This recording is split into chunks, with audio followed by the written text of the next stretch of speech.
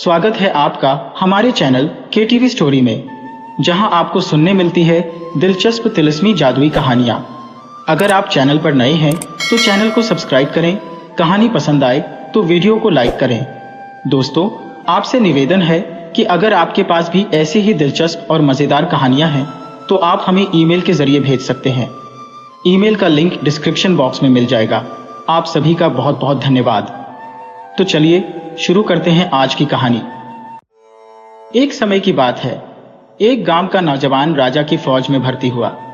जिस समय उसके देश के राजा की लड़ाई दूसरे देश के राजा के साथ हुई, वह अन्य सिपाहियों के साथ बड़ी बहादुरी से लड़ा और हमेशा सबसे आगे ही रहा। जब तक लड़ाई चलती रही, उसकी जिंदगी ठीक तरह चलती रही। पर जब दूसरे देश के राजा ने शांति का ऐलान किया तो अचानक ही लड़ाई बंद हो गई। अब राजा को इतनी सारी फौज की जरूरत नहीं थी, अतः उसने बहुत से सिपाहियों को फौज से निकालने की आज्ञा दे दी। राजा के सेनापति को मजबूरन बहुत से नौजवानों को सेना से निकालना पड़ा। निकाले गए सिपाहियों में वह नौजवान भी था। नौकरी से निकलने के बाद उसे वापस अपने भाइयों के पास जाना पड़ा, क्योंकि उसके माँ बाप की मृत्यु हो चुकी थी। जब उसने कुछ समय तक उनके पास रहने की इच्छा व्यक्त की तो उसके दोनों भाई उसे लंबे समय तक अपने पास रखने के लिए तैयार नहीं हुए। वे बोले, हमारा तो अपना ही खर्चा बड़ी मुश्किल से चलता है, हम तुम्हें कैसे पाल सकते हैं। अब गांव छोड़कर जाने के अलावा और कोई रास्ता उस नौजवान के सामने नहीं था। आखिर दुखी मन से उसे अपना गांव छोड़ना पड़ा। साथ ले जाने के लिए उसके पास अपने हथियार थे, जो उसे फौज में भर्ती होने पर मिले थे और फिर फौज से निकालने पर उसे ही दे दिए गए थे। अपनी बंदूक कंधे पर रख वह गांव से चल पड़ा। चलते चलते ऐसी जगह पहुंचा जहां पर घने पेड़ों के अलावा और कुछ नहीं था। वह बहुत थक गया था, अतः वहीं पर एक घने पेड़ के नीचे आराम करने के लिए बैठ गया और अपने भाग्य के बारे में सोचने लगा कि न तो मेरे पास पैसा है और न ही मुझे कोई हुनर ही आता है। अब मैं कौन सा काम खोजूं? अब तो मुझे भूखा ही मरना पड़ेगा। इसी समय हवा का एक तेज झोंका आया। जब उसने चारों ओर नजर दौड़ाई तो अपने सामने एक अजनबी को खड़ा पाया, जिसने हरे रंग का बड़ा ही सुंदर गाउन पहन रखा था और शक्ल से बड़ा अमीर दिखाई दे रहा था, पर उसका एक पैर घोड़े के पैर की तरह था। वह आदमी बोला, मुझे मालूम है कि तुम इस समय क्यों परेशान हो। तुम्हें मैं ढेर सारी दौलत दूंगा, पर उससे पहले मैं तुम्हारी परीक्षा लूंगा। कहीं तुम मेरी सारी दौलत बर्बाद तो नहीं कर दोगे? तुम किसी से डरोगे तो नहीं? नौजवान सिपाही बड़े गर्व से बोला, एक सिपाही और डरिए, दोनों बातें साथ साथ नहीं चलती। तुम मेरी परीक्षा लेकर देख सकते हो। अजनबी बोला, ठीक है, अब तुम अपने पीछे मुड़कर देखो। नौजवान ने अपने पीछे मुड़कर देखा तो पाया कि एक बड़ा रीछ उससे कुछ दूरी पर खड़ा उसे घूर रहा था। जैसे ही वह नौजवान पलटा, वैसे ही वह रीछ उस पर झपटा।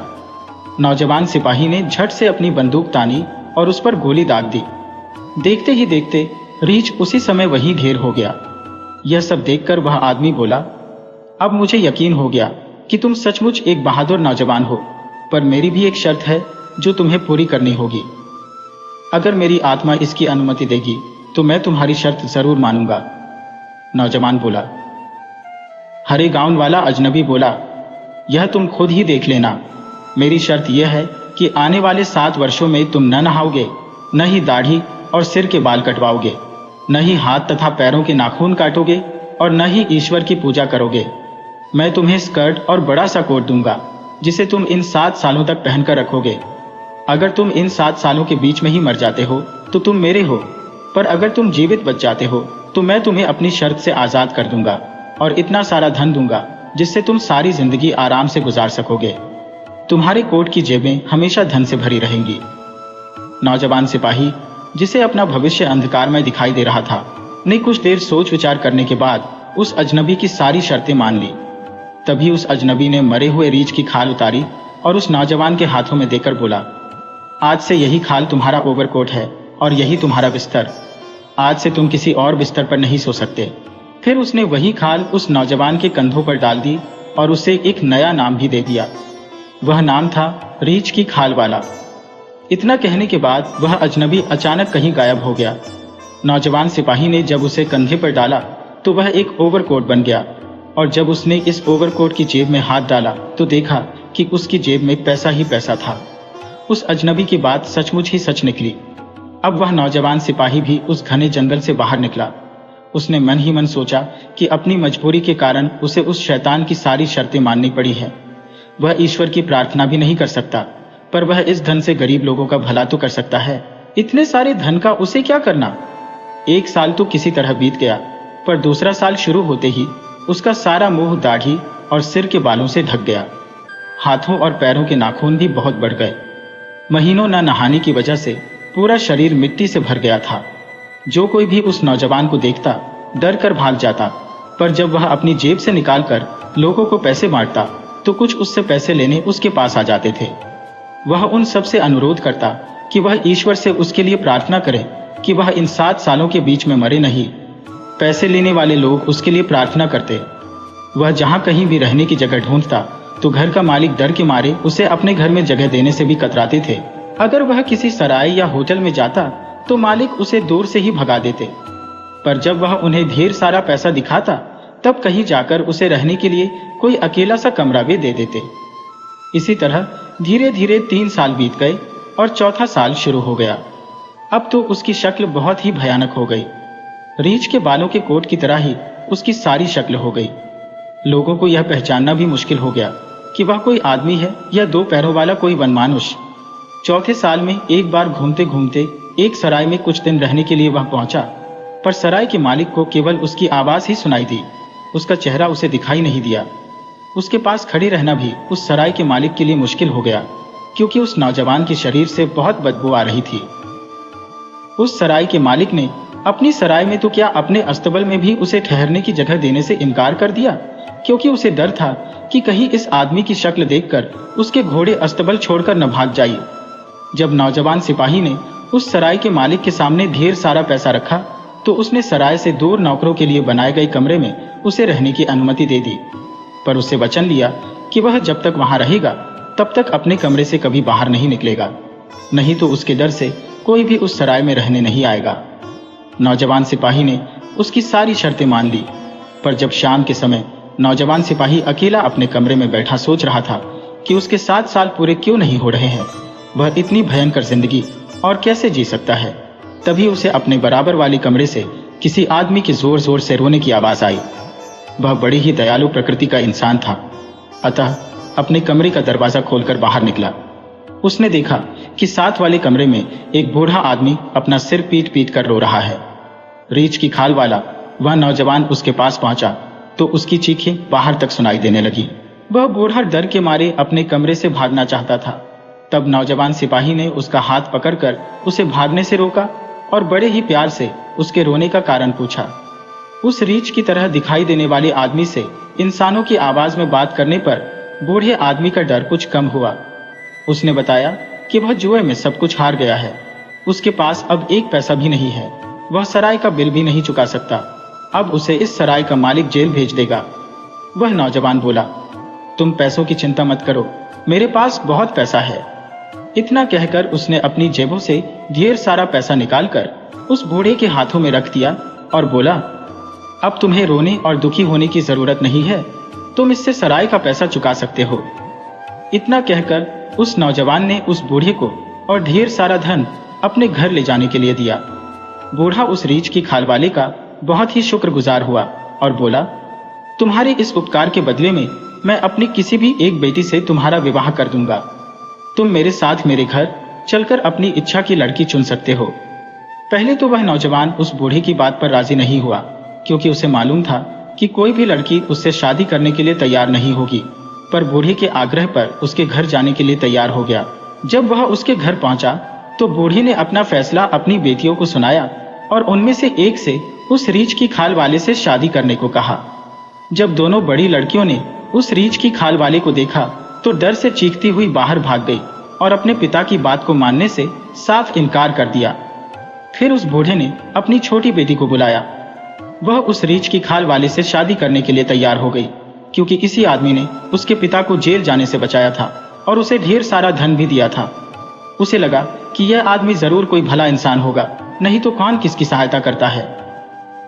नौजवान ने अपने हाथ की अंगूठी उतारकर उस लड़की को दे दी और उसकी अंगूठी खुद पहन ली, और फिर वह उस लड़की से बोला, मैं तुमसे अभी शादी नहीं कर सकता, क्योंकि मुझे अभी इसी हालत में रहकर 3 साल और गुजारने हैं। अगर मैं इन 3 सालों में मर गया तो तुम पूरी तरह से आजाद हो।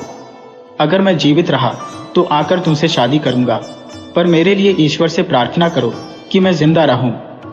इतना कहकर वह उस बूढ़े आदमी के घर से चल पड़ा। उस भोली भाली लड़की ने उसी दिन से उसे अपना पति मान लिया और निर्णय किया कि वह तब तक काले कपड़े ही पहनेगी जब तक वह उसका होने वाला पति वापस आकर उससे शादी नहीं करता। उसकी दोनों बड़ी बहनें उसका मजाक बनाती और उससे कहती, तू भी कितनी भोली है, वह कोई आदमी है, वह तो 2 पैरों वाला रीछ है, वह तुझे कभी भी मार डालेगा, तो पिता की बातों में मत आ, एक वनमानुष से भी कोई शादी कर सकता है। पर उस लड़की को ईश्वर पर पूरा भरोसा था। उसे विश्वास था कि ईश्वर जो भी करेगा अच्छा ही करेगा, अतः वह चुपचाप उनकी बातें सुनती रहती। वह सदैव ईश्वर से अपने होने वाले पति की लंबी आयु के लिए प्रार्थना करती रहती। इधर वह रीछ की खाल वाला नौजवान 3 सालों तक इधर से उधर भटकता रहा और गरीबों को दोनों हाथों से धन बांटता रहा। धीरे धीरे वह भयानक समय भी खत्म होने को आया। 7वें साल के आखिरी दिन वह नौजवान फिर से उसी घने पेड़ों वाले जंगल में आ पहुंचा और वहीं पर एक पेड़ के नीचे बैठकर हरे रंग के गाउन वाले अजनबी की प्रतीक्षा करने लगा।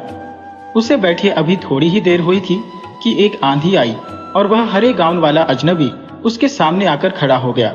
बोला, तू जीत गया, तू मेरी तरफ से आजाद है, अब तू जहां चाहे जा सकता है। रीछ की खाल वाला नौजवान बोला, अभी तुम कहां जाते हो, मुझे पहले मेरी पुरानी शक्ल वापस करो। अजनबी ने खुद रीछ की खाल वाला उसका कोट उतारा, उसे नहलाया और उसकी दाढ़ी तथा सिर के बाल काटे, हाथ पैर के नाखूनों को काटा, फिर उसे नए कपड़े पहनने को दिया और बोला, तेरी जेबें हमेशा ही पैसों से भरी रहेंगी, क्योंकि इन 7 सालों में तूने दिल खोलकर गरीबों की सहायता की है। इतना कहकर वह शैतान जैसे आया था वैसे ही अचानक गायब हो गया। अब वह नौजवान सुंदर कपड़ों में बिल्कुल राजकुमार लग रहा था। अब उसे उस लड़की की याद आई जिससे 3 साल पहले उसने शादी करने का वादा किया था। उसने लड़की की अंगूठी अपनी जेब में रख ली और 4 घोड़ों की बग्घी में बैठकर उस बूढ़े के घर की ओर चल पड़ा। जब वह उस बूढ़ी के घर पहुंचा तो उसे बूढ़ी की सबसे बड़ी बेटी मिली, जो उसे देखती ही रह गई और मन ही मन उससे विवाह करने की सोचने लगी।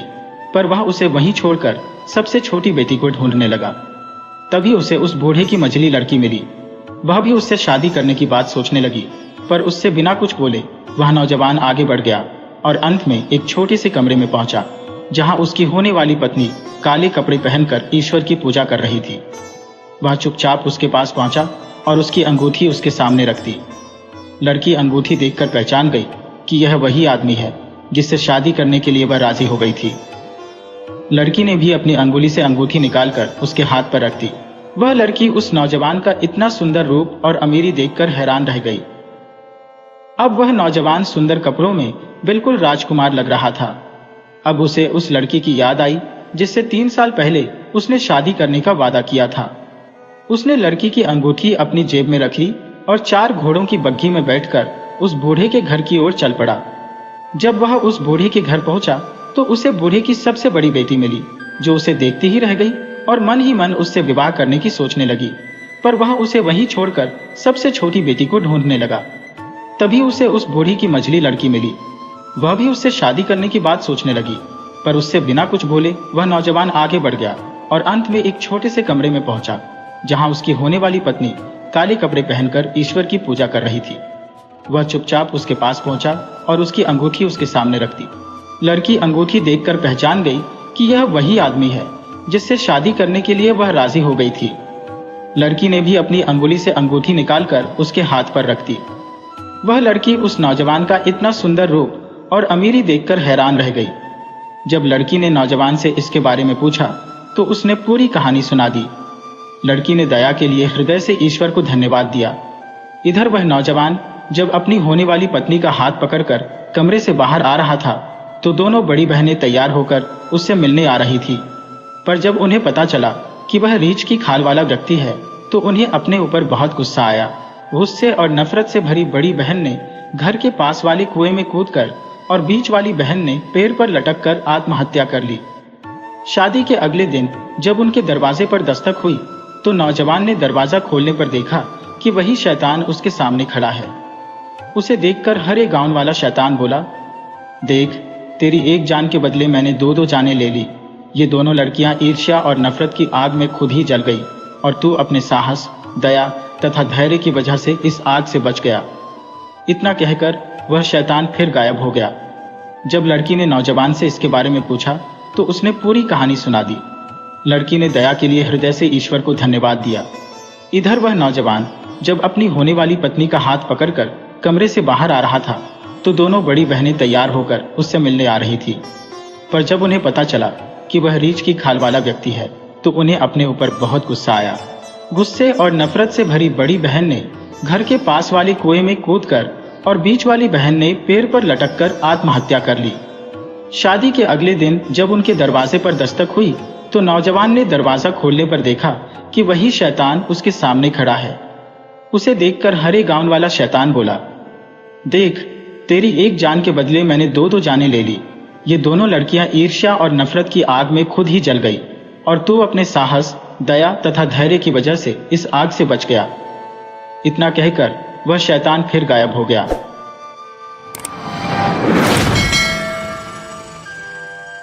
रात का खाना खत्म कर मर्दों की टोली धूम्रपान कक्ष में बातचीत कर रही थी। वे सब अप्रत्याशित विरासत और विचित्र रूप से पैतृक धन मिल जाने के विषय पर चर्चा कर रहे थे। तब मास्टर ले ब्रूमेंट आगे बढ़े और आग की ओर अपनी पीठ करके खड़े हो गए। उन्हें हम लोग कभी एक शानदार न्यायाधीश तो कभी शानदार वकील कहा करते थे। उन्होंने कहा, मुझे एक ऐसे उत्तराधिकारी को ढूंढना है जो चिंताजनक परिस्थितियों में अजीब तरीके से गायब हो गया है। आमतौर पर यह जिंदगी में सामने आने वाली भयावह घटनाओं में से एक है। शायद ऐसी घटनाएं आए दिन होती है, लेकिन जहां तक मैं समझता हूं, जिस घटना का जिक्र मैं कर रहा हूं वह शायद सबसे डरावनी है। उस घटना से जुड़े ये कुछ तथ्य हैं जो मैं आप सबके सामने रख रहा हूं। करीब 6 महीने पहले मैं एक ऐसी महिला के सामने खड़ा था जो अपनी अंतिम सांसें ले रही थी। उसने मुझसे कहा, महोदय, मैं आपको एक ऐसी जिम्मेदारी सौंप रही हूं जो सबसे संकटपूर्ण, सबसे कठिन और सबसे ज्यादा थका देने वाली है। कृपा कर मेरी उस वसीयत को पढ़ लें जो वहां टेबल पर रखी है। अगर आप इसमें नाकाम हुए तो भी आपको फीस के 5000 फ्रैंक मिलेंगे और अगर आप कामयाब रहे तो आपके हिस्से में आएंगे 1 लाख फ्रैंक। मैं चाहती हूँ कि मेरी मृत्यु के बाद आप मेरे बेटे को ढूंढ निकालें। उसने बिस्तर पर बैठने के लिए मुझसे मदद मांगी ताकि वह और अच्छी तरह से मुझसे बात कर सके। वह कराहती हुई मुझसे बात कर रही थी। उसका दम फूल रहा था और गले से भारी होती जा रही सांस की आवाज आ रही थी। उसका मकान धन संपदा से भरपूर नजर आ रहा था। उसमें सुरुचिपूर्ण सादगी से सजा धजा एक आलीशान अपार्टमेंट था। दीवार पर भव्य दिखने वाली सामग्री की मोटी परत थी। फर्श इतना मुलायम दिख रहा था मानो आगंतुकों का स्वागत कर रही हो। अपनी बची खुची सांसें गिन रही महिला ने आगे कहा, आप पहले शख्स हैं जिन्हें मैं अपनी यह भयंकर कहानी सुना रही हो। मैं कोशिश करती हूँ कि अपने हौसले से मैं आपको यह कहानी अंत तक सुना सकूं। आपके लिए सब कुछ समझ लेना जरूरी है। मैं जानती हूँ कि आप दयालु होने के साथ साथ दुनियादार भी हैं। उम्मीद करती हूँ कि आप पूरी ईमानदारी और क्षमता के साथ मेरी मदद करेंगे। मेरी बात गौर से सुनिए। शादी से पहले मैं एक नौजवान से प्यार करती थी, मगर मेरे परिवार ने उसे स्वीकार नहीं किया क्योंकि वह इतना धनी नहीं था। कुछ ही दिनों बाद मेरी शादी एक धनवान व्यक्ति से हो गई। मैंने उससे बिना कुछ जाने समझे बस अपने माँ बाप का कहा मानकर शादी कर ली। वैसे ही जैसे ज्यादातर जवान लड़कियां कर लेती हैं। उसके यहाँ मैंने एक लड़के को जन्म दिया। कुछ वर्षों बाद मेरे पति की मौत हो गई। इस दौरान जिस लड़के से मैं प्यार करती थी उसकी शादी हो चुकी थी। जब उसने देखा कि मैं विधवा हो गई हूं तो उसे इस बात का बहुत दुख हुआ। उसे इस बात का भी अफसोस था कि वह अब पहले की तरह कुंवारा और आजाद नहीं था। वह मुझसे मिलने आया। मुझे देखकर वह इतना फूट फूट कर रोया कि मेरा दिल भी पसीज गया। पहले वह मुझसे एक दोस्त की तरह मिलने आया। शायद मुझे उसे अपने घर आने ही नहीं देना चाहिए था, पर मैं क्या करती। मैं एकदम अकेली, उदास, बेसहारा और नाउम्मीद जो थी, और शायद मैं तब भी उसे चाहती थी। हम औरतों को कभी कभी न जाने किस किस तरह के दुख उठाने पड़ते हैं। अब तक मेरे माँ बाप गुजर चुके थे और इस दुनिया में उसके सिवाय मेरा और कोई परिचित नहीं था। वह अक्सर मेरे घर आने लगा, पूरी शाम मेरे साथ ही रहता। मुझे उसे इतनी जल्दी जल्दी अपने यहाँ नहीं आने देना चाहिए था, इस वजह से भी कि वह खुद शादीशुदा था, पर मेरे अंदर इतनी इच्छा शक्ति नहीं थी कि मैं उसे आने से रोक पाती। अब मैं कैसे बताऊं? वह मेरा प्रेमी बन चुका था। यह सब कैसे हुआ? क्या मैं इसे सही ठहरा सकती हूँ? क्या कोई भी इसे उचित ठहरा सकता है? क्या आप सोचते हैं कि जब दो लोग एक दूसरे के प्यार में खींचे चले जाते हैं तो उनके जीवन में इससे उलट भी कुछ हो सकता है? महोदय, क्या आप यह सोचते हैं कि हमारे अंदर ऐसी शक्ति होती है कि हम अपने आप से हमेशा लड़ते रहें और किसी की विनती को ठुकराते रहें? क्या यह संभव है कि कोई अनुनय विनय करता रहे, आंसू बहाता रहे, उन्मत्त शब्द कहे, घुटनों के बल बैठकर याचना करे, प्यार जताए और हम उसे नजरअंदाज करें? यही वे तरीके हैं जिनसे ऐसे पुरुष हमारे करीब आने की कोशिश करते हैं, जिन्हें हम चाहते हैं, जिनकी छोटी अक्स से छोटी इच्छा पूरी करते हैं, उनकी खुशियों का ख्याल रखते हैं। इतना कुछ होने के बावजूद अगर हम सम्मान के लिए संसार के कायदे पर चलें तो क्या हम निराशा के अंधेरे में नहीं डूब जाएंगे? इसके लिए इतनी शक्ति कहां से आएगी? खुशियों का गला घोटने का क्या खूब तरीका होगा? खुद को अनसुना करने की क्या जिद होगी? और पाक साफ दिखने की खुदगर्जी नहीं होगी? संक्षेप में कहूं महोदय, तो मैं उसकी पत्नी बन चुकी थी और मैं खुश थी। यही नहीं, ये मेरी सबसे बड़ी कमजोरी भी थी और सबसे बड़ी कायरता का नमूना भी कि मैं उसकी पत्नी की दोस्त बन गई। सबने मिलकर मेरे बेटी की परवरिश की। हमने उसे एक संपूर्ण पुरुष बनाया जो बुद्धिमान था, विवेकी और निश्चय का पक्का था, साथ ही महान और उदार विचारों वाला भी था। देखते ही देखते वह 17 वर्ष का हो गया। मेरा नौजवान पुत्र मेरी ही तरह मेरे प्रेमी से बहुत प्यार करता था। जितना मैं अपने प्रेमी को चाहती थी, मेरा पुत्र भी उसे उतना ही चाहता था। वजह यह थी कि वह हम दोनों की आंखों का तारा था और हम उसका पूरा ख्याल रखते थे। मेरा बेटा उसे डियर फ्रेंड कहकर बुलाया करता था, उसकी बहुत इज्जत करता था। बदले में उसने भी ईमानदारी, कर्मठता और सम्मान का सबक सीखा। वह उसे अपनी मां के पुराने स्वामी भक्त और समर्पित कॉमरेड की तरह देखता था। मैं कैसे बताऊं, वह उसे नैतिकता सिखाने वाले पिता, अभिभावक और संरक्षक की तरह समझता था। शायद इस वजह से भी वह उससे कोई सवाल नहीं करता था, क्योंकि उसने बचपन से ही मेरे घर में उसे देखा था, जो हर वक्त मेरे करीब रहता था और हम दोनों के सुख दुख का ख्याल रखा करता था। एक शाम मैं रात के खाने पर उन दोनों का इंतजार कर रही थी। यह मेरा पसंदीदा काम था। मैं दोनों की राह देख रही थी, साथ ही खुद से यह सवाल कर रही थी कि दोनों में पहले कौन आएगा। तभी दरवाजा खुला, मेरा प्रेमी अंदर दाखिल हुआ। मैं उसकी तरफ अपनी बाहें फैलाए आगे बढ़ी। उसने अपने होंठ मेरे होंठ पर रखे और एक लंबा सा चुंबन लिया। अचानक हमें एक हल्की सी आवाज सुनाई पड़ी। यह वैसे ही सरसराहट और रहस्यमयी आवाज जो किसी के होने का एहसास कराती है। हमने पीछे मुड़कर देखा तो मेरा बेटा जीन खड़ा था। वह हतप्रभ था और हमें एकटक हैरानी से देखे जा रहा था। उस वक्त एक अजीब सी उलझन पैदा हो गई थी। मैं पीछे हटी, अपने बेटी की तरफ हाथ बढ़ाती हुई आगे बढ़ी, जैसे मैं उसे मनाना चाहती थी, पर वह पलटा और मेरी नजरों से ओझल हो गया। वह जा चुका था। मैं और मेरे प्रेमी दोनों एक दूसरे के सामने अब भी खड़े थे। इतने अफसोस में डूबे थे कि एक शब्द तक बोलने की स्थिति में नहीं थे। मैं धम्मस से कुर्सी पर बैठ गई। अंदर से एक अस्पष्ट मगर तीव्र इच्छा पैदा हुई कि दौड़कर बाहर चली जाऊं, रात के अंधेरे में हमेशा हमेशा के लिए गुम हो जाऊं। फिर मेरे अंदर से सिसकियां फूट पड़ी। मैं रो रही थी, दर्द से कांप रही थी। मेरा दिल टूट चुका था। मेरी नस नस में हमेशा के लिए कुछ खो देने और बदकिस्मती का वह भयंकर एहसास हो रहा था। मैं शर्म से गड़ी चली जा रही थी।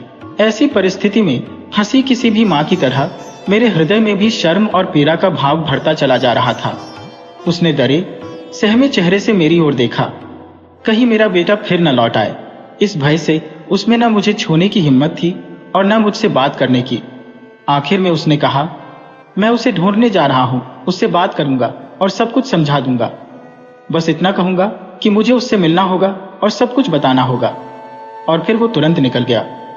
मैं इंतजार करने लगी, विचलित मनोदशा के साथ इंतजार करने लगी। मैं हल्की सी आवाज से भी कांपने लगती। अंगीठी में जलती आग से कुछ छटकने की भी आवाज होती तो मैं बुरी तरह डर जाती और फिर मेरे मन में ऐसे ऐसे ख्याल आते कि मैं बता नहीं सकती। मैंने 1 घंटे तक इंतजार किया, फिर 2 घंटे हो गए। मेरा दिल डर से ऐसे कांप रहा था जैसा पहले कभी नहीं हुआ था।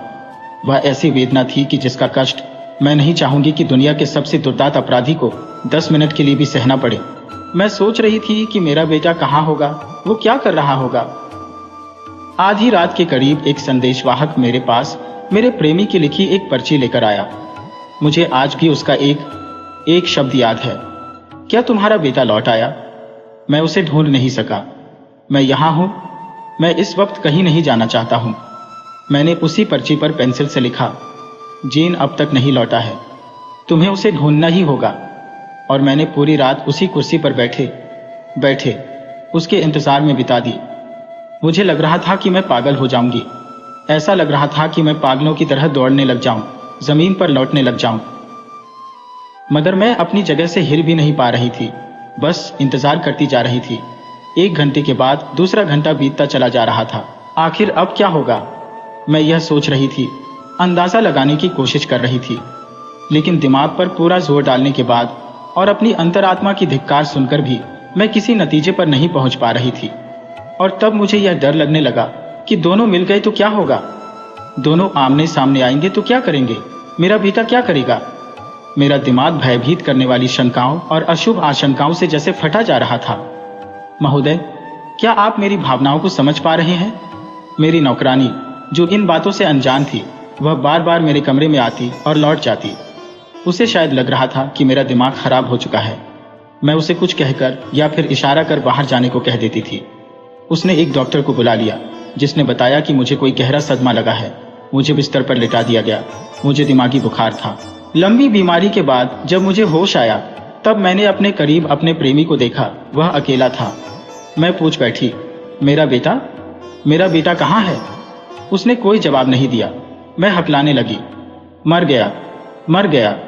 क्या उसने खुदकुशी कर ली? नहीं, मैं कसम खाकर कहता हूं। लेकिन पूरी कोशिश के बाद भी हम उसे ढूंढ नहीं सके। तब मैं अचानक उत्तेजित हो गई, कुछ हद तक क्रोधित भी। अक्सर कहा जाता है कि औरतों में इस तरह का गैर जिम्मेदार और अविवेकपूर्ण क्रोध देखा जाता है। उसी तरह के गुस्से से मैंने कहा, खबरदार, उसे ढूंढे बगैर तुम कभी मेरे करीब ना आना और न मुझसे मिलने की कोशिश करना। चले जाओ यहां से। वह चला गया। उसके बाद से न मैंने कभी अपने बेटे को देखा, न अपने प्रेमी को। 20 साल से मैं ऐसे ही जिंदगी काट रही हूँ। क्या आप सोच सकते हैं कि मेरे ऊपर क्या बीती है? क्या आप इस भयानक सजा का अंदाजा लगा सकते हैं, जिसमें एक माँ का हृदय इन अंतहीन मुसीबत के पलों की वजह से धीरे धीरे पंगु होता चला गया? अंतहीन ही कहा ना मैंने, पर नहीं, इसका अंत होने वाला है, क्योंकि मैं अपने प्राण त्याग रही हूँ। मैं मर रही हूँ और मैं इस वक्त भी उनमें से किसी को भी देखे बिना इस दुनिया से जा रही हूँ। उसने जिसने मुझसे प्यार किया, पिछले 20 वर्षों से रोज चिट्ठी लिखता है, मगर मैंने कभी उसे मिलने की इजाजत नहीं दी, 1 सेकंड के लिए भी नहीं, क्योंकि मेरे अंदर एक विचित्र भावना थी कि अगर वह मुझसे मिलने आया तो ठीक उसी वक्त मेरा बेटा भी यहाँ उपस्थित हो जाएगा। ओह, मेरा बेटा, क्या वह मर चुका है? क्या वह जिंदा है? आखिर वह कहाँ छिपा है? वहां है, शायद उसे विशाल सागर के पार, या फिर एक ऐसे सुदूर देश में जिसका मैं नाम तक नहीं जानती। क्या वह कभी मुझे याद करता है? काश वह समझ पाता, ये बच्चे भी कितने कठोर होते हैं।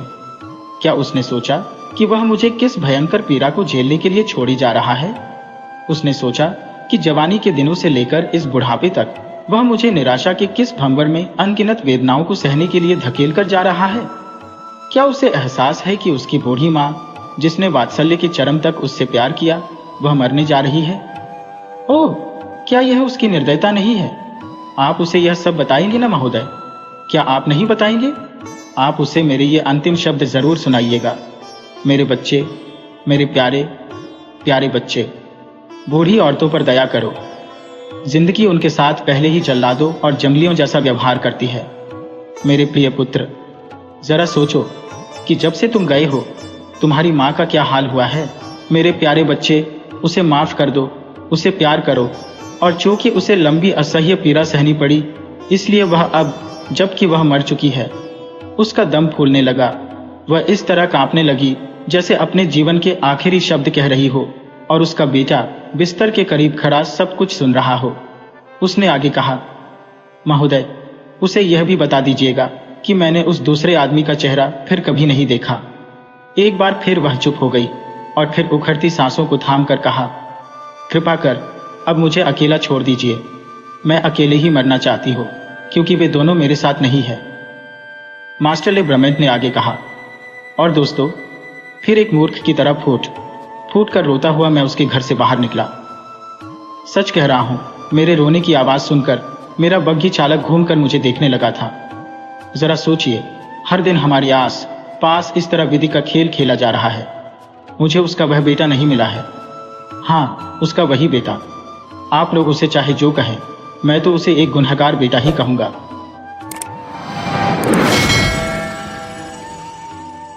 एक बहुत शानदार बग्घी हवेली के सामने आकर खड़ी हुई। उसमें 2 खूबसूरत काले घोड़े जुते हुए थे। जून महीने के अंतिम दिन थे। शाम के कोई 5:30 बज रहे थे। हवेली के बड़े से प्रांगण में गुनगुनी धूप चमक रही थी। काउंटेस द मास्कारी नीचे आई और तभी उसका पति गाड़ी के दरवाजे पर दिखाई दिया। वह घर लौट रहा था। वह कुछ पल रुककर अपनी पत्नी को देखता रहा। उसका चेहरा कुछ पीला पड़ गया। उसकी पत्नी बहुत खूबसूरत, सौम्य थी और अलग ही दिखाई देती थी। उसका चेहरा लंबा, अंडाकार था। रंगत सुनहरे हाथी दांत जैसी थी। बड़ी बड़ी काली आंखें थी और बाल काले थे। वह अपनी गाड़ी में बैठ गई। उसने अपने पति की ओर देखा भी नहीं, उसकी तरफ गौर भी नहीं किया। उसमें कुलीनता का ऐसा विशेष भाव था कि उसके पति को इतने अरसे से खाई जा रही ईर्ष्या एक बार फिर उसके मन को कचोटने लगी। वह अपनी पत्नी के पास जाकर बोला, घूमने जा रही हो? उसने हिकारत से बस इतना जवाब दिया, वह तो तुम देख ही रहे हो, वाद बुलानी में। शायद मैं भी चल सकता हूं, गाड़ी तो तुम्हारी ही है। उसे अपनी पत्नी के जवाब देने के लहजे पर कोई आश्चर्य नहीं हुआ और वह अंदर जाकर उसकी बगल में बैठ गया। वाद बुलानी, उसने कहा और गाड़ी का दरबान कूदकर कोचवान की बगल में बैठ गया। घोड़े हमेशा की तरह जमीन पर अपने पैर मारकर अपने सिरों को हिलाने लगे। फिर वे सड़क पर आ गए। पति पत्नी एक दूसरे की बगल में चुपचाप बैठे रहे। पति सोच रहा था कि बातचीत कैसे शुरू की जाए। वह हठ में इतनी तनकर बैठी थी कि उसकी बात शुरू करने की हिम्मत नहीं हुई। लेकिन आखिर में पति ने बड़ी चालाकी से काउंटेस के दस्ताने में बंद हाथ को जैसे अनायास ही छू दिया। लेकिन उसने अपने हाथ को एक झटके से अलग कर लिया। उसके अंदाज में इतनी हिकारत थी कि दबंग और बेलगाम स्वभाव का होने के बावजूद वह सोच में डूबा रहा। गाब्रिएल, आखिर में वह बोला, क्या चाहिए? मेरे ख्याल में तुम बहुत सुंदर लग रही हो। पत्नी ने कोई जवाब नहीं दिया, बस गाड़ी में टिककर लेटी रही। वह किसी छिड़ी हुई महारानी सी दिख रही थी। इस समय वे शान जेलियर्स मार्ग में होकर आर्क द गायोफ की तरफ बढ़ रहे थे। वह विशाल स्मारक लंबे छायादार मार्ग के अंत में लाल आसमान की पृष्ठभूमि में अपना भारी मेहराब उठाए खड़ा था और सूरज ऐसा लग रहा था जैसे इसमें डूब रहा हो। वह इस पर आकाश से अग्निमयी धूल बिखेर रहा था। गाड़ियों के चमकदार साज और बत्तियों से धूप परावर्तित हो रही थी। उनकी कतार एक बहती हुई दोहरी धारा की तरह थी, जिनमें से एक तो शहर की ओर बह रही थी और एक जंगल की ओर। इस दृश्य के बीच काउंट द मास्कारे ने अपनी बात जारी रखी, मेरी प्यारी गाब्रिएल। अब तो काउंटेस के बर्दाश्त से बाहर हो गई और उसने खींचकर जवाब दिया, उफ, मेहरबानी करके मुझे चैन से रहने दो। अब तो मुझे अपनी गाड़ी को अपने लिए इस्तेमाल करने की भी छूट नहीं रही। लेकिन काउंट ने ऐसा जताया जैसे उसने उसकी बात सुनी ही ना हो। वह बोलता रहा, तुम आज जितनी खूबसूरत कभी नहीं दिखाई दी। काउंटेस का धैर्य निश्चय ही जवाब दे चुका था। उसने क्रोध में जवाब दिया, इस पर गौर करके तुम गलती कर रहे हो, क्योंकि मैं कसम से कहती हूं कि अब मैं तुम्हारे साथ इस तरह का कोई लेन देन कभी नहीं रखने वाली। यह जवाब सुनकर काउंट तो सत्ते में ही आ गया और उत्तेजित भी हो उठा। उसका हिंसक स्वभाव उस पर हावी हो गया। वह बोला, तुम कहना क्या चाहती हो? यह बात उसने इस तरह कही कि इससे उसका प्रेमी पुरुष का नहीं बल्कि पाशविक मालिक का चेहरा ही उजागर हुआ।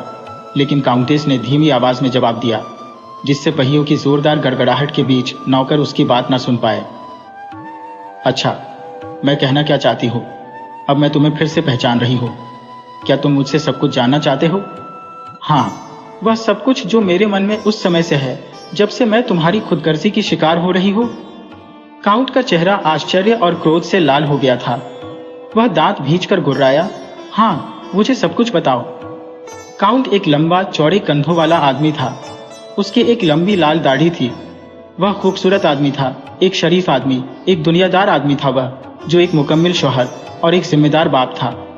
जब से वे घोड़ा गाड़ी में बैठे थे, तब से अब पहली बार काउंटेस उसकी तरफ मुड़ी और उसकी आंखों में आंखें डालकर देखा। तुम्हें यह जान लेना चाहिए कि मैं हर बात के लिए तैयार हूँ। आज मैं किसी बात से नहीं डरती, तुमसे तो बिल्कुल भी नहीं। काउंट भी उसकी आंखों में आंखें डालकर देख रहा था। वह प्रणयावेश में कांपने लगा था। फिर वह धीमे से बोला, तुम पागल हो? नहीं, लेकिन अब मैं मातृत्व की उस घृणा भरी सजा का शिकार नहीं बनूंगी जिसे तुमने मुझ पर 11 साल तक थोपा है। मैं इस दुनिया की औरत की तरह जीना चाहती हूँ, जैसा कि मुझे अधिकार है, जैसा कि सभी औरतों को अधिकार है। काउंट का चेहरा अचानक फिर पीला पड़ गया। वह अटकता हुआ बोला, मैं तुम्हारी बात समझा नहीं। ओह हाँ, तुम मेरी बात अच्छी तरह से समझते हो। मैंने जब पिछले बच्चे को पैदा किया था तब से 3 महीने बीत चुके हैं, और क्योंकि मैं अभी भी बहुत खूबसूरत है और अपनी तमाम कोशिशों के बावजूद तुम मेरे शरीर को बिगाड़ नहीं सके, जैसा कि तुमने अभी सीढ़ियों पर देखकर समझ लिया। तुम सोच रहे हो कि अब समय आ गया है कि मैं फिर से गर्भवती हो जाऊं, लेकिन तुम बकवास कर रही हो। नहीं, मैं बकवास नहीं कर रही। मैं 30 की हूँ और मैं 7 बच्चे पैदा कर चुकी हूँ। हमारी शादी को 11 साल हुए हैं। तुम सोचते हो कि यह सब अभी 10 साल और चलेगा, उसके बाद तुम जलना छोड़ दोगे। काउंट ने अपनी बेगम का हाथ पकड़ लिया और उसे भींचते हुए कहा, मैं तुम्हें ज्यादा देर इस तरह की बातें करने की इजाजत नहीं दूंगा, और मैं तुमसे आखिर तक बात करती रहूंगी जब तक कि मैं वह सब नहीं कह लेती जो मुझे कहना है। अगर तुमने मुझे रोकने की कोशिश की तो मैं चिल्लाकर बात करूंगी ताकि कोच बॉक्स में बैठे दोनों नौकर सुन लें। मैंने तुम्हें इसी मकसद से अपने साथ आने दिया, क्योंकि यहाँ मेरे पास ये जो गवाह है जो तुम्हें इस बात के लिए बाध्य कर देंगे कि तुम मेरी बात सुनो और अपने आप को काबू में रखो। इसलिए अब ध्यान देकर मेरी बात सुनो। मैंने तुमसे हमेशा नफरत की है। मैंने हमेशा ही तुम पर इसे व्यक्त भी किया है, क्योंकि मैंने कभी झूठ नहीं बोला। तुमने मेरे विरोध के बावजूद मुझसे शादी की। मेरे माँ बाप परेशानी में थे। तुमने उन्हें मजबूर किया कि वे तुम्हारे साथ मेरी शादी कर दें, क्योंकि तुम पैसे वाले थे। उन्होंने मेरे आंसुओं के बावजूद मुझे तुमसे शादी करने को बाध्य किया। इस तरह तुमने मुझे खरीद लिया, और जैसे ही मैं तुम्हारे कब्जे में आई, जैसे ही मैं तुम्हारी बीवी बन गई कि अपने आप को तुम्हारे साथ जोड़ने को तैयार रहो, तुम्हारी दबाने और धमकियों वाली बातों को भूलने को तैयार रहो, ताकि मैं बस यह याद रखो कि मुझे एक समर्पित पत्नी बनना है। अपनी ओर से जितना ज्यादा से ज्यादा हो सके तुम्हें प्यार करना है। जैसे ही यह सब हुआ कि तुम ईर्ष्या करने लगे। तुम्हारे जैसी ईर्ष्या पहले कभी किसी मर्द ने नहीं की होगी। ये एक जासूस की नीच है ये ईर्ष्या थी, और ये तुम्हारे और मेरे दोनों के लिए ही अपमानजनक थी। हमारी शादी को अभी 8 महीने भी नहीं हुए थे कि तुम मुझ पर हर तरह की बेवफाई का शक करने लगे, और तुमने मुझसे कह भी दिया। कितने अपमान की बात थी। तुम मुझे खूबसूरत होने से तो रोक नहीं सकते थे, लोगों को खुश करने से और बैठकों तथा अखबारों में मुझे पेरिस की एक सबसे खूबसूरत औरत कहे जाने से तो रोक नहीं सकते थे। इसलिए मेरे प्रशंसकों को मुझसे दूर रखने के लिए तुम्हारी समझ में जो भी आया तुमने वह सब किया। तुमने मुझे हमेशा मातृत्व की हालत में रखने की यह घिनौनी तरकीब सोच निकाली। यह तुमने इस हद तक किया कि मैं मर्द जात से ही चिढ़ने लगी। इससे इनकार मत करो। कुछ समय तक तो मैं इसे समझ ही नहीं पाई, लेकिन फिर मुझे इसका अंदाजा हो गया। तुमने इस बारे में अपनी बहन से भी डीम मारी, और उसने मुझे यह बात बता दी, क्योंकि वह मुझे पसंद करती है और तुम्हारे इस गंवारू घटियापन से चिढ़ती भी है। याद करो हमारे झगड़ों को, टूटे हुए दरवाजों और तालों को। 11 साल तक तुमने मुझे बच्चे पैदा करने वाली एक घोड़ी की हालत में रखा। फिर जैसे ही मैं पेट से हो जाती तो तुम्हें मुझसे अरुचि हो जाती, और महीनों तक तुम मुझे दिखाई नहीं पड़ते। मुझे देहात में पारिवारिक हवेली में खेतों और चरागाहों के बीच अपना बच्चा पैदा करने के लिए भेज दिया जाता। जब मैं दोबारा तरोताजा, खूबसूरत और अटूट होकर लौटती तो तब भी मैं मोहक होती थी और लगातार अपने प्रशंसकों से घिरी होती थी। यह आशा करती थी कि अब आखिर मैं एक जवान रईस औरत की तरह रह पाऊंगी, जिसकी जगह समाज में सम्मानजनक होती है। तब ईर्ष्या तुम्हें फिर घेर लेती और तुम फिर से उस बदनाम और घिनौनी लालसा से मुझे प्रताड़ित करना शुरू कर देते, जिससे तुम यहाँ इस पल मेरी बगल में बैठे हुए परेशान हो रहे हो। यह मुझे पाने की लालसा नहीं है, क्योंकि मैं तो अपने आप को तुम्हारे आगे सौंपने से कभी मना नहीं करती, बल्कि यह मुझे बदसूरत बनाने की लालसा है। इसके अलावा वह घिनौनी और रहस्यमयी परिस्थिति बनी जिसे मैं एक लंबे अरसे से समझ रही थी, लेकिन तुम्हारे विचार और हरकतें देख रेख मैं उग्र हो गई। तुम्हारे बच्चों ने मेरी कोख में पलते समय तुम्हें जो सुरक्षा दी थी, उस तमाम एहसास के साथ तुमने अपने आप को उनसे जोड़ लिया। तुमने मेरे प्रति स्नेह महसूस किया और अपने उस घिनौने डर के बावजूद, जो मुझे माँ बनता देखने की खुशी के कारण कुछ समय के लिए खत्म हो जाता था। कितनी ही बार तो मैंने इस खुशी को तुम में देखा है। मैंने इसे तुम्हारी आंखों में देखा और अनुमान किया है। तुमने अपने बच्चों को अपनी जीत समझकर उनसे प्यार किया, इसलिए नहीं कि वे तुम्हारा अपना खून थे। वे तो मेरे ऊपर तुम्हारी जीत के प्रतीक थे। वे प्रतीक थे मेरी जवानी, मेरी खूबसूरती, मेरे आकर्षण, मेरी प्रशंसाओं के ऊपर, और उन लोगों पर तुम्हारी जीत के, जो मेरे आगे खुलकर मेरी प्रशंसा नहीं करते थे, बल्कि धीमे शब्दों में करते रहते थे। तुम उन पर घमंड करते हो, उनकी परेड लगाते हो। तुम उन्हें अपनी गाड़ी में ग्वाद बोलानी में घुमाने और मोमोरांसी में चड्डी गांथने ले जाते हो।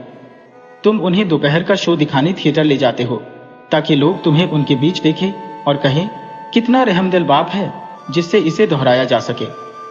काउंट ने बड़ी वहशीपन से अपनी पत्नी की कलाई पकड़ ली। उसने इतनी जोर से उसे भींचा कि वह चुपचाप रही। हालांकि दर्द के मारे उसकी चीख निकलते निकलते रह गई। फिर दबी आवाज में उससे बोला, मैं अपने बच्चों से प्यार करता हूँ। सुना तुमने ये जो अभी अभी कहा है, ये एक माँ को शोभा नहीं देता। लेकिन तुम मेरी हो, मैं स्वामी हूँ, तुम्हारा स्वामी। मैं तुमसे जो भी चाहूँ और जब भी चाहूँ ले सकता हूँ, और कानून मेरे पक्ष में है।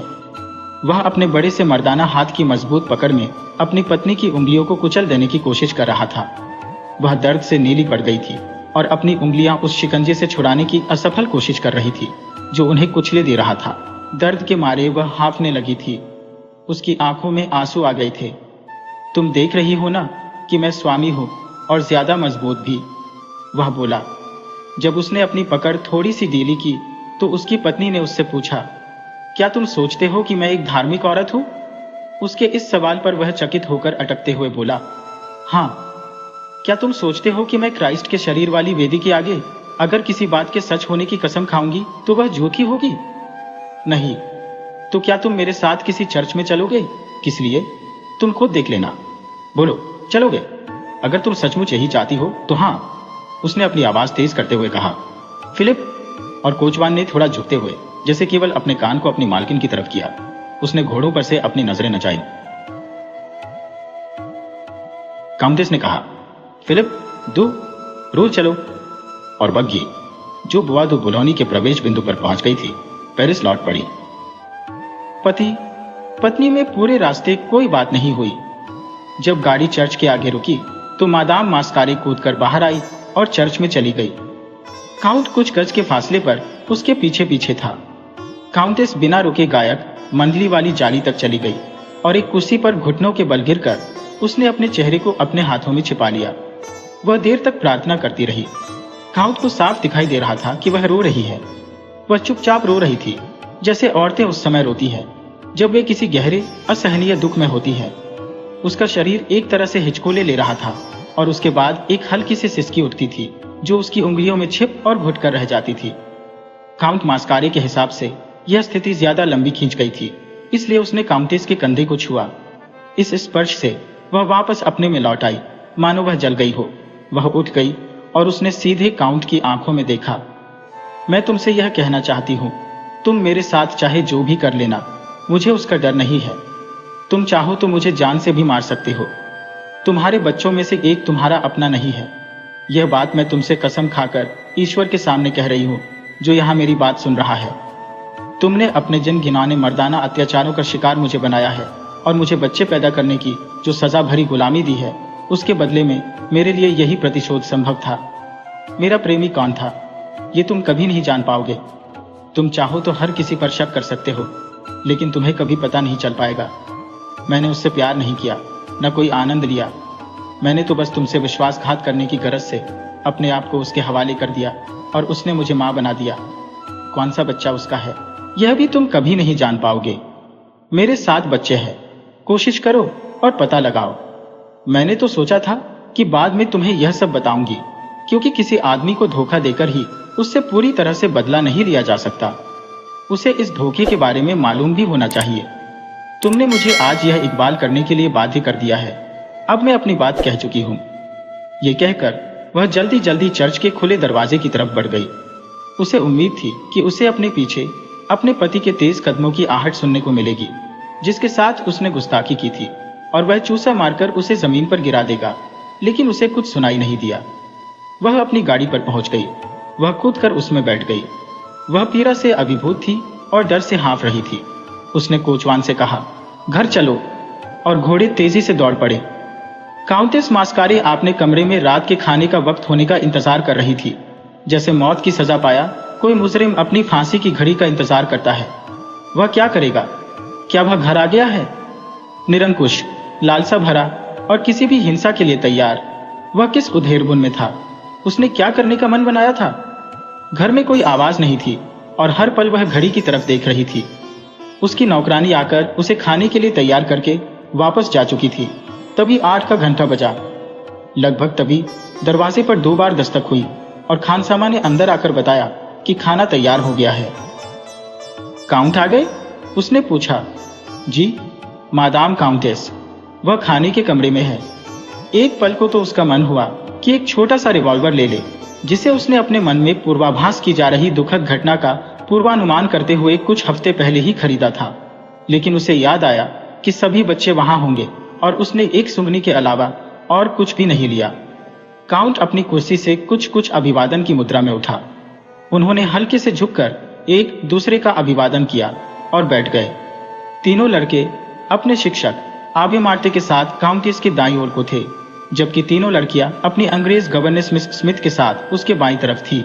सबसे छोटा बच्चा, जो अभी केवल 3 महीने का था, अपनी भाई के साथ ऊपर कमरे में ही था।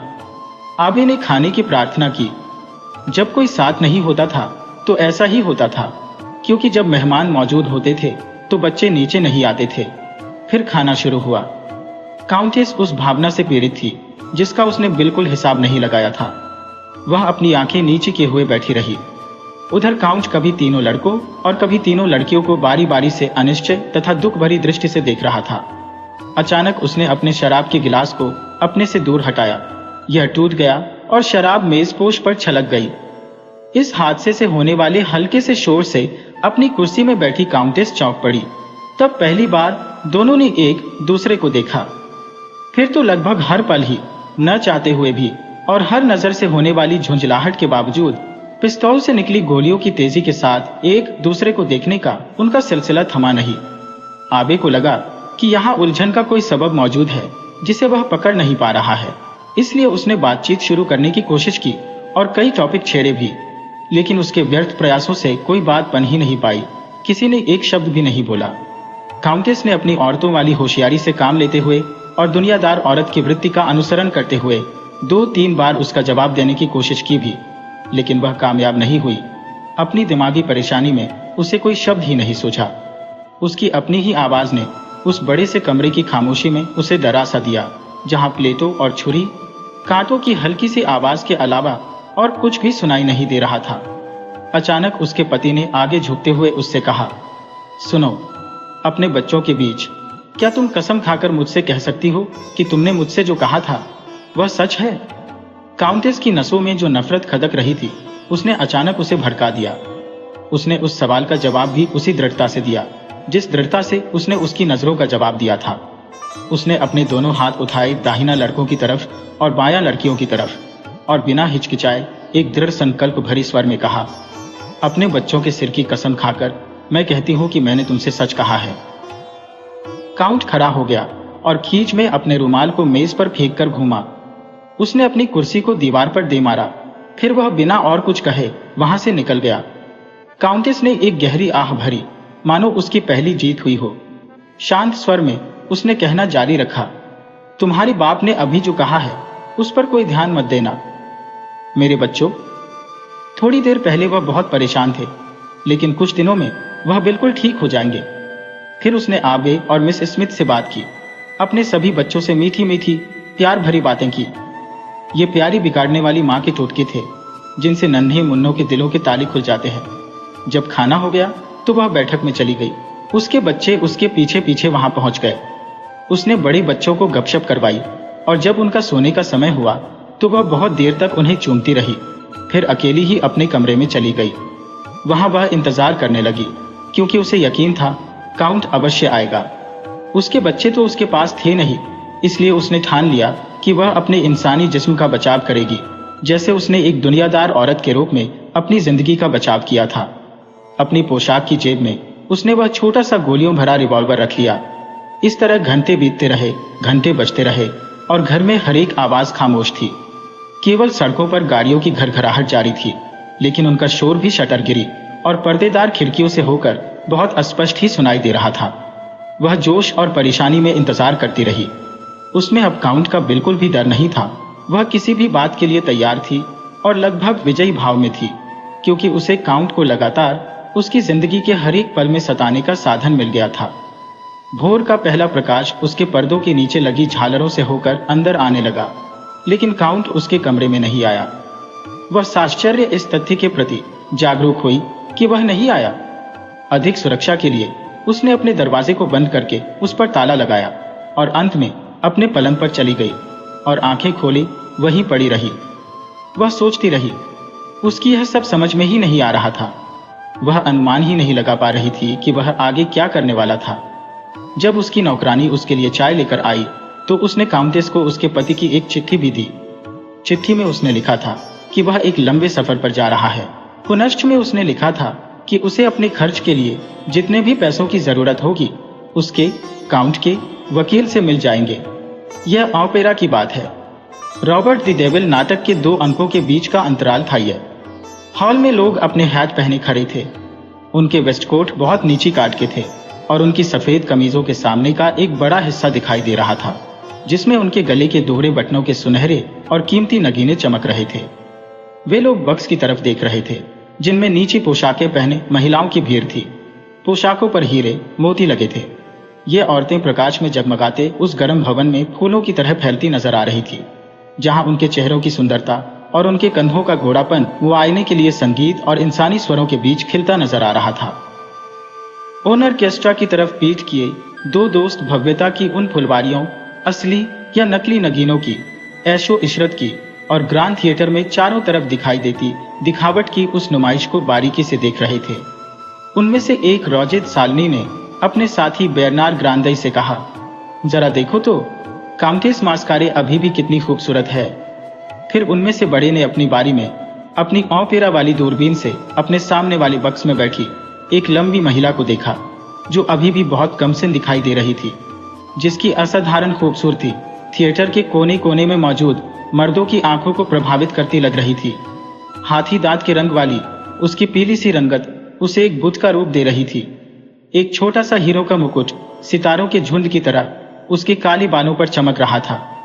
जब बेरनार ग्रांदई कुछ देर उसको देख चुका तो उसने मजाकिया लहजे में जवाब दिया, हाँ, तुम उसे बिल्कुल खूबसूरत कह सकते हो। तुम क्या सोचते हो वह कितने साल की होगी? एक पल रुको, मैं तुम्हें ठीक ठीक बता सकता हूँ, क्योंकि मैं उसे बचपन से जानता हूँ। मैंने उसे समाज सभाओं में पहली बार आने पर देखा था, तब वह लड़की ही थी। वह 36 की है। असंभव, मैं विश्वास के साथ कह सकता हूँ। वह तो 25 की दिखती है। उसके 7 बच्चे हो चुके हैं। विश्वास नहीं होता। और यही नहीं, उसके सातों के सातों बच्चे जिंदा है, क्योंकि वह बहुत अच्छी माँ है। मैं कभी कभार उसके घर जाता हूँ, जो बहुत शांत और सुखद है। वह दुनिया के बीच आदर्श परिवार का साक्षात दृश्य प्रस्तुत करती है। कितनी अजीब बात है, उसके बारे में कभी कोई ऐसी वैसी बात सुनने को नहीं मिली, कभी नहीं। लेकिन उसका पति कैसा है? वह अजीब है ना? है भी और नहीं भी। इस बात की बहुत संभावना है कि उनके बीच कोई छोटा मोटा पारिवारिक नाटक, जिसकी भनक तो लगती है, लेकिन जिसके बारे में ठीक ठाक कभी पता नहीं चल पाता, और उसके बारे में आप सही अंदाजा लगा लेते हैं। क्या नाटक है वह? मुझे इसके बारे में कुछ नहीं मालूम। मास्कारी एक आदर्श पति रह चुकने के बाद अब बहुत तेज जिंदगी बिताता है। जब तक वह अच्छा पति रहा, उसका मिजाज बहुत गर्म और रूखा था। किसी बात का जल्दी बुरा मान जाता था। लेकिन जब से उसने अपनी मौजूदा लफंगों वाली जिंदगी शुरू की है, वह बिल्कुल उदासीन हो गया है। लेकिन आप अंदाजा लगा सकते हैं कि उसे कोई परेशानी तो है। कहीं कोई कीड़ा उसे खा रहा है, क्योंकि वह बहुत बूढ़ा हो गया है। इस पर दोनों दोस्त कुछ मिनट तक दार्शनिक अंदाज में उन गुप्त अनजानी परेशानियों के बारे में बात करते रहे, जो परिवार में चरित्र की भिन्नताओं या शायद उन शारीरिक अरुचियों के कारण पैदा हो जाती है, जिन्हें पहले नहीं देखा गया होता। फिर मादाम मास्कारी को अपनी ऑपेरा वाली दूरबीन से देख रहा रोजे द सालनी बोला, यह तो बिल्कुल अविश्वसनीय सा लगता है कि वहां बैठी उस औरत के 7 बच्चे हो चुके हैं। हाँ, 11 साल में, जिसके बाद 30 की हो जाने पर उसने संतानोत्पत्ति पर विराम लगा दिया ताकि मन बहलाव के सुखद दौर में प्रवेश कर सके। ये द्वार अब खत्म होने के आसपास नहीं दिखाई देता। बेचारी औरतें, तुम्हें उन पर तरस क्यों आता है?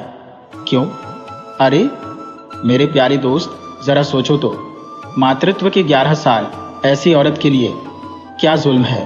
उसकी सारी जवानी, उसकी सारी खूबसूरती, सफलता की सारी आशा, एक उज्जवल जीवन का सारा कवितामय विचार, सब कुछ प्रजनन के उस घृणित नियम की भेंट चढ़ गया जो सामान्य स्त्री को बच्चे पैदा करने वाली मशीन भर बनाकर रख देता है। तुम क्या कर सकते हो? यह तो प्रकृति का नियम है। हाँ, लेकिन मैं कहता हूं कि प्रकृति हमारी दुश्मन है, कि हमें हमेशा प्रकृति के खिलाफ लड़ना चाहिए, क्योंकि वह लगातार हमें जानवरों वाली स्थिति में वापस लाने का काम कर रही है।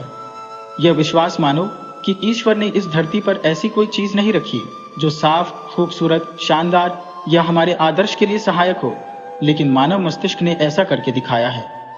हम ही ने सृष्टि में थोड़ी सौम्यता, खूबसूरती, अज्ञात आकर्षण और रहस्य का तत्व डाला है। इस काम को अंजाम देने के लिए हमने इसका गुणगान किया है, इसकी विवेचना की है, कवियों के रूप में इसकी प्रशंसा की है, कलाकारों के रूप में इसे आदर्श बनाया है, और उन विद्वानों के रूप में इसकी व्याख्या की है जो गलतियां करते हैं, जो प्रकृति के विभिन्न व्यापारों में बुद्धितापूर्ण तर्क, सौम्यता और सुंदरता, थोड़ा अज्ञात आकर्षण और रहस्य ढूंढ लेते हैं।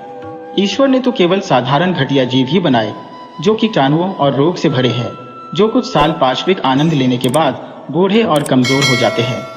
उनमें इंसानी बुढ़ापे से जुड़ी अशक्तता की बदसूरती और शक्ति का अभाव होता है। लगता है ईश्वर ने उन्हें केवल इसलिए बनाया है कि वे एक अरुचिकर ढंग से अपनी नस्ल को पैदा कर सकें और फिर क्षणभंगुर कीड़ों की तरह मर जाए। मैंने कहा अरुचिकर ढंग से अपनी नस्ल को पैदा कर सकें, और मैं अपने इस कथन पर दृढ़ हूं। वस्तुतः प्राणियों की प्रजनन की उस हास्यास्पद क्रिया से अधिक घृणित और अधिक अरुचिकर और क्या हो सकता है, जिसके खिलाफ तमाम कोमल मनों ने हमेशा बगावत की है और हमेशा करेंगे। इस द्वेषपूर्ण विधाता ने जिन भी अंगों का आविष्कार किया है, वे सभी क्योंकि दो काम करते हैं, तो उसने उन अंगों को क्यों नहीं चुना जो बेदाग थे, ताकि उन्हें वह पवित्र कार्य सौंपा जा सकता जो सभी इंसानी कामों में सबसे अधिक नेक और सबसे अधिक गौरवपूर्ण है। जो मुंह खाद्य पदार्थ के जरिए हमारे शरीर को पोषण देता है, वह बालों और विचारों को बाहर निकालता भी है। हमारा मांस अपने ही जरिए अपने आप को पुनर्जीवित करता है और साथ ही साथ विचारों को भी व्यक्त करता है। सूंघने वाली इंद्रिय जो फेफड़ों को प्राणदायी वायु देती है, वह मस्तिष्क तक संसार की तमाम खुशबुओं को भी पहुंचाती है, फूलों की, वनों की, वृक्षों की, सागर की खुशबुओं को। जो कान हमें अपने साथियों के साथ संवाद करने के काबिल बनाता है, उसने हमें ध्वनि के माध्यम से संगीत की खोज करने, सपने, सुख, आनंद और यहाँ तक कि शारीरिक आनंद की सृष्टि करने की अनुमति भी दी। लेकिन यह भी कहा जा सकता है कि ईश्वर की यह इच्छा थी कि पुरुष स्त्रियों के साथ अपने व्यापार को कभी उदात्त या आदर्श रूप न दे पाए। फिर भी पुरुष ने प्यार को खोज लिया है, जो उस कपटी देवत्व के लिए कोई बुरा जवाब नहीं है। उसने कविता से इसे इतना अलंकृत कर दिया है कि औरत अक्सर उस संपर्क को भूल जाती है जिसके आगे समर्पित होने को वह बाध्य है। हम में से जिन लोगों के पास स्वयं को धोखा देने की ताकत नहीं है, उन्होंने दुष्टता और सुसंस्कृत व्यभिचार का आविष्कार कर लिया है, जो ईश्वर पर हंसने का और सौंदर्य को श्रद्धांजलि देने का, उच्छृंखल श्रद्धांजलि देने का एक और तरीका है। लेकिन सामान्य पुरुष बच्चे पैदा करता है, वह बस एक जानवर होता है जो कानून के जरिए एक और जानवर से बंधा होता है। उस औरत को देखो, क्या यह सोचकर घृणा नहीं होती कि ऐसा रत्न, ऐसा मोती, जिसका जन्म खूबसूरत होने, प्रशंसा किए जाने, प्रसन्न किए जाने और सराहे जाने के लिए हुआ था, उसने अपनी जिंदगी के 11 साल काउंट मास्कारे के लिए वारिस पैदा करने में बिता दिए हैं। बेरनार ग्रां ने हंसकर जवाब दिया, इस सब में काफी सच्चाई है, लेकिन तुम्हारी बातें बहुत कम लोगों की समझ में आएंगी। सालनी और भी जोश में आता गया। जानते हो मैं ईश्वर की क्या कल्पना करता हूं? वह बोला, मैं उसे अज्ञात एक ऐसे विराट सृजनात्मक अंग के रूप में देखता हूं जो अंतरिक्ष में दसियों लाख संसार बिखेरता है, ठीक वैसे ही जैसे एक अकेली मछली समुद्र में अपने अंडे छोड़ देती है। वह इसलिए सृजन करता है क्योंकि ईश्वर होने के नाते ऐसा करना उसका कार्य है, लेकिन वह यह नहीं जानता कि वह कर क्या रहा है, और वह मूर्खता की हद तक अपने कार्य में उर्वर है तथा उन तमाम किस्मों के मिश्रणों से अनजान रहता है जो उसके बिखेरे हुए कीटाणुओं से पैदा होते हैं। इंसानी सोच एक भाग्यशाली छोटा सा क्षणिक हादसा है जो पूरे तौर पर अप्रत्याशित है, जो इस पृथ्वी के साथ शायद यहाँ या और कहीं वही सब या उससे अलग को फिर शुरू करने को अभिशप्त है। हम ईश्वर की बुद्धि के साथ हुए इस छोटे से हादसे के प्रति ऋणी है कि हम इस संसार में अत्यंत कष्टमय है। इस संसार में जो हमें ग्रहण करने को, हमें आवास और भोजन देने को या चिंतनकारी जीवों को संतुष्ट करने को तैयार नहीं किया गया था। हम इस बात के लिए भी उस ईश्वर के ऋणी है कि हमें उनसे अनवरत संघर्ष करना पड़ता है जिन्हें आज भी विधाता की मंशा कहा जाता है, जब हम सचमुच सुसंस्कृत और सभ्य जीव हैं। ग्रांडदेव बड़े ध्यान से उसकी बातें सुन रहा था क्योंकि उसे उसकी कल्पना के आश्चर्यजनक विस्फोटों के बारे में बहुत पहले से पता था। उसने सालनी से पूछा, तो तुम विश्वास करते हो कि इंसानी सोच अंधे दैवीय प्रसव की सहज पैदावार है? स्वाभाविक है। यह हमारे मस्तिष्क के तंत्रिका केंद्र का एक आकस्मिक दैवाधीन कार्य है। यह किसी अप्रत्याशित रासायनिक क्रिया की तरह है जो नए मिश्रणों के कारण होती है, और जो उस विद्युत के उत्पाद की तरह भी है जो किसी पदार्थ की अप्रत्याशित निकटता या घर्षण से पैदा होती है, और जो अंत में उस परिघटना के समान भी है जिसका निर्माण जीवित पदार्थ के अनंत और फलदायक उफान के कारण होता है। लेकिन मेरे प्यारे दोस्त, इसकी सच्चाई उस व्यक्ति के आगे तो अवश्य ही स्पष्ट होगी जो अपने आसपास यह सब देखता है। अगर सर्वज्ञ विधाता की ओर से निर्दिष्ट को वही होने के लिए बनाया गया था जो आज वह हो गया है, यानी मशीनी विचारों और भाग्यवादिता से बिल्कुल भिन्न और इतना आग्रही, इतना खोजी, उत्तेजित, संतप्त, तो क्या वह दुनिया जिसे हमारे वर्तमान स्वरूप को ग्रहण करने के लिए बनाया गया था, तो यह दुनिया अभागे मोह के लिए असुखद छोटी आवास स्थली होती। यह सलाद का खेत, ये चट्टानी, जंगली और गोलाकार किचन गार्डन, जहां तुम्हारे अदूरदर्शी विधाता ने हमें नियत किया है कि हम वहां नंगे रहें, गुफाओं में या पेड़ों के नीचे, वध किए गए जानवरों के, अपने भाई बंधुओं के मांस का पोषण लेकर, या कच्ची सब्जियों पर धूप और बारिश से पोषण पाकर, लेकिन एक क्षण के लिए चिंतन करना पर्याप्त है ताकि हम यह समझ सकें कि यह दुनिया ऐसे जीवन के लिए नहीं बनाई गई थी जैसे कि हम हैं। सोच हमारे मस्तिष्क और कोशिकाओं की तंत्रिकाओं में एक चमत्कार से विकसित होती है, क्योंकि यह चमत्कार अशक्त, अज्ञानी और भ्रमित होता है और हमेशा रहेगा भी। ये हम उन तमाम लोगों को जो बुद्धिजीवी प्राणी है पृथ्वी पर शाश्वत और अभागे निर्वासित बनाता है। इस पृथ्वी को देखो जैसा कि ईश्वर ने इसे उन्हें दिया है जो इस पर रहते हैं। क्या देखने में पूरे तौर पर इसे जानवरों की खातिर नहीं बनाया गया? ये जिस पर पेड़ पौधे हैं और जो जंगलों से ढकी है, हमारे लिए यहाँ क्या है? कुछ नहीं। उनके लिए सब कुछ।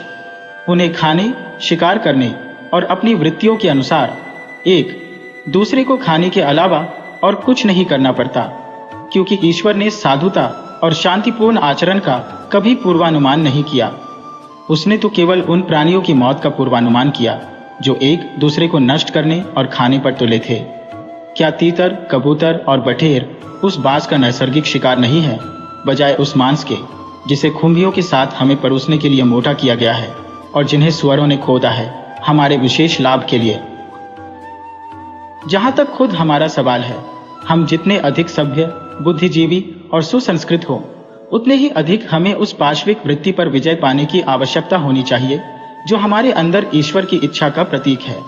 इसलिए जानवरों के रूप में अपनी नियति को कम करने की खातिर हमने मकानों से लेकर अत्युत्तम भोजन, चटनियों, मिठाइयों, पेस्ट्री, मदिरा, वस्तु, कपड़ों, गहनों, बिस्तरों, गद्दों, गाड़ियों, रेल मार्गों और अनगिनत मशीनों और इनके अलावा कलाओं, विज्ञानों, लेखन और कविता को खोजा और बनाया है।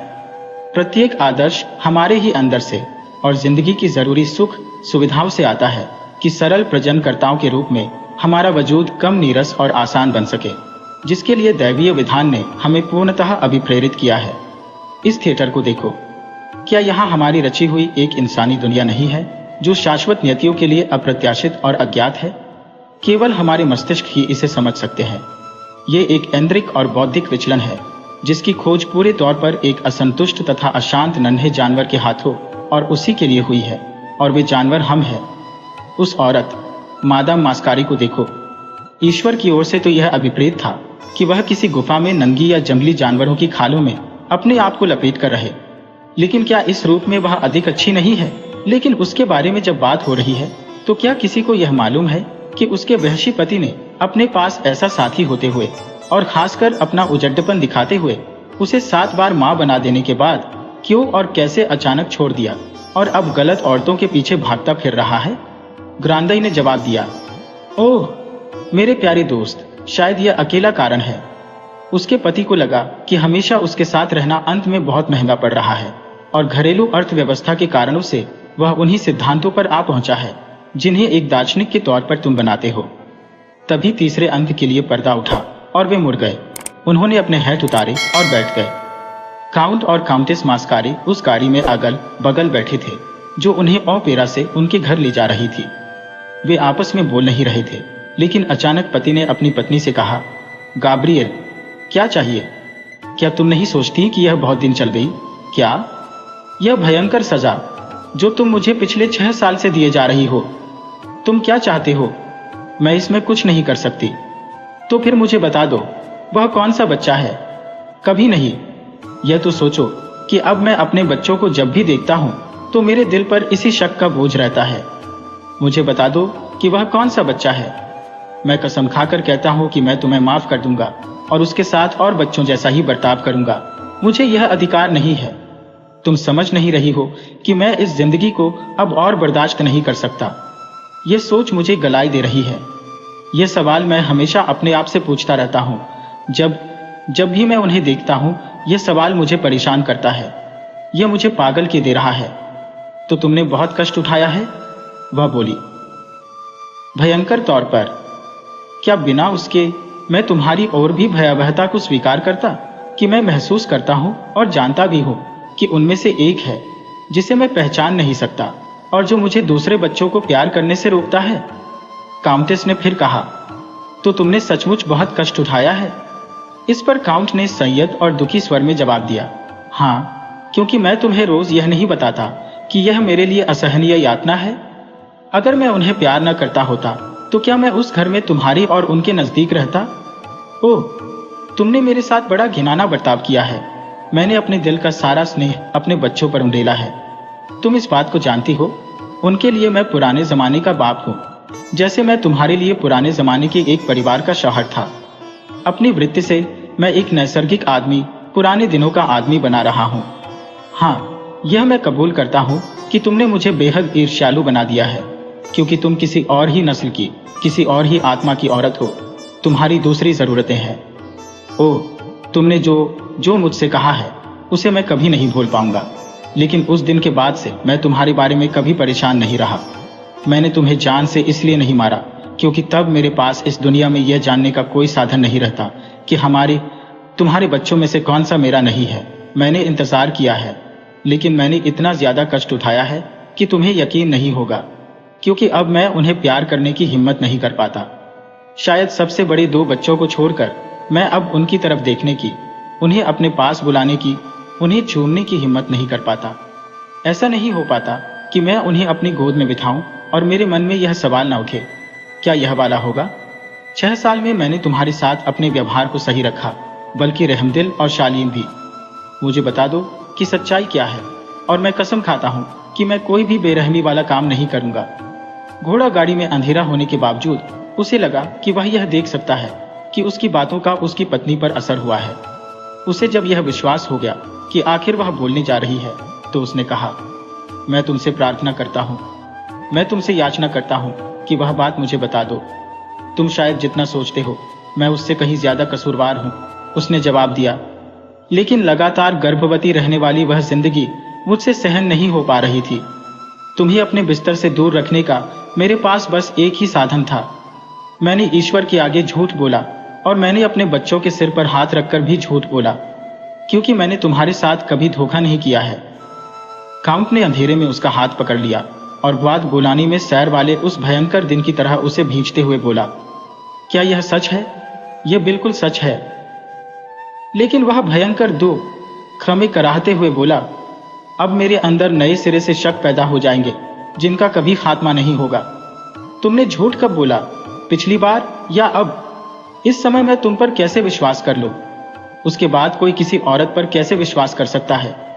मैं अब फिर कभी नहीं जान पाऊंगा कि मुझे क्या सोचना चाहिए। मैं तो चाह रहा था कि तुम मुझसे कहो, वह बच्चा जाग है या वह बच्ची जां है। घोड़ा गाड़ी उन्हें लेकर उनकी हवेली के प्रांगण में आ गई और जब यह सीढ़ियों के आगे आकर रुकी तो हमेशा की तरह पहले काउंट गाड़ी से उतरा और अपनी पत्नी को ऊपर जाने में मदद करने के लिए उसका हाथ पकड़ लिया। फिर जैसे ही वे पहली मंजिल पर पहुंच गए तो वह बोला, क्या मैं तुमसे कुछ पल और बात कर सकता हूं? उसने जवाब दिया, मेरी भी इच्छा है। वे एक छोटी सी बैठक में चले गए और एक दरबान ने कुछ चकित होते हुए मोमबत्तियां जला दी। जैसे ही दरबान कमरे से बाहर गया, अब वे अकेले रह गए तो उसने अपनी बात आगे बढ़ाई। मुझे सच्चाई का पता कैसे चलेगा? मैंने तुमसे 1000 बार प्रार्थना की कि बोलो, लेकिन तुम गूंगी बनी रही, अभेद्य, अनम्य, कठोर बनी रही। आज तुम मुझसे कह रही हो कि तुम झूठ बोल रही थी। 6 साल तक तुमने मुझे सचमुच इस तरह की बात पर विश्वास करने दिया। नहीं, तुम अब झूठ बोल रही हो, मुझे पता नहीं क्यों, लेकिन शायद मुझ पर तरस खाकर।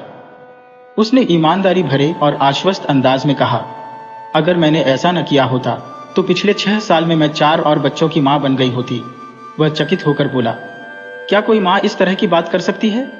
ओह, काउंटेस ने जवाब दिया, मैं यह तो बिल्कुल नहीं महसूस करती कि मैं उन बच्चों की मां हूं जो कभी पैदा ही नहीं हुए। मेरे लिए तो यही काफी है कि मैं उन्हीं बच्चों की मां बनी रहूं जिन्हें मैंने पैदा किया है और उन्हें पूरे मन से प्यार करूं। मैं वह औरत हूं, हम वे औरत हैं जो सभ्य समाज की है, हुजूर, और हम सब केवल ऐसी औरतें नहीं रह गई हैं और होने से इनकार भी करती है जो बस धरती की आबादी बढ़ाने का काम करती है। ये कहकर वह उठ गई, लेकिन काउंट ने उसके हाथ पकड़ लिए और बोला, बस एक बात गाब्रिएल, मुझे सच्चाई बता दो। मैंने अभी तुम्हें बताई तो? मैंने कभी तुम्हारी इज्जत को बट्टा नहीं लगाया है। काउंट ने उसके मुंह की तरफ भरपूर नजरों से देखा। कितनी खूबसूरत थी वह, ठंडे आसमान जैसी काली आंखें, उसके सिर के काले वस्त्र में, काले बालों की उस अपारदर्शी रात में सितारों के झुंड की तरह चमक रहा था हीरो का मुकुट। फिर अचानक उसे महसूस हुआ, एक तरह की अंतः प्रेरणा ने उसे महसूस कराया कि यह शानदार स्त्री मात्र ऐसी जीव नहीं थी जिसकी नियति उसकी नस्ल को आगे बढ़ाने की हो, बल्कि वह तो विचित्र और रहस्यमयी देन थी उन तमाम जटिल इच्छाओं की जो हमारे अंदर शताब्दियों से जमा होती आ रही है, लेकिन जिन्हें उनके आदिम और दैवीय उद्देश्य से दूर हटा दिया गया है और जो एक रहस्यमयी अपूर्ण रूप में देखी गई और अनुभवातीत सुंदरता के पीछे भटकती रही है।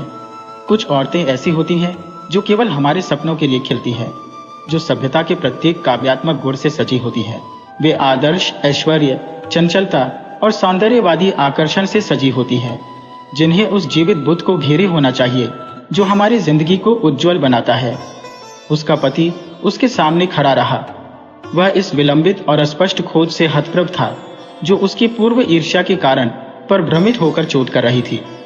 वह इस सब को बड़ी अपूर्णता से समझ रहा था। अंत में वह बोला, मुझे विश्वास है कि तुम ठीक कह रही हो, क्योंकि मुझे लग रहा है कि तुम झूठ नहीं बोल रही हो। पहले मैं सचमुच यही सोच रहा था कि तुम झूठ ही बोल रही हो। काउंटेस ने अपने पति की ओर अपना हाथ बढ़ाया और बोली, तो फिर हम दोस्त हैं? काउंट ने उसका हाथ अपने हाथ में लेते हुए उसे चूम लिया और जवाब दिया, हम दोस्त हैं, शुक्रिया गाब्रिएल। फिर वह वहां से निकल गया। वह अभी भी अपनी पत्नी को देखे जा रहा था और इस बात पर चकित था कि वह अभी भी इतनी खूबसूरत है। उसे अपने अंदर एक विचित्र भावना उठती महसूस हुई जो शायद प्राचीन और साधारण प्रेम से कहीं अधिक अदम्य थी। वीडियो अच्छी लगी हो तो इसे लाइक करें और ऐसी ही मज़ेदार कहानियों के लिए चैनल को सब्सक्राइब करें और बेल आइकन दबाएं। ज़्यादा से ज़्यादा अपने दोस्तों को शेयर करें। धन्यवाद।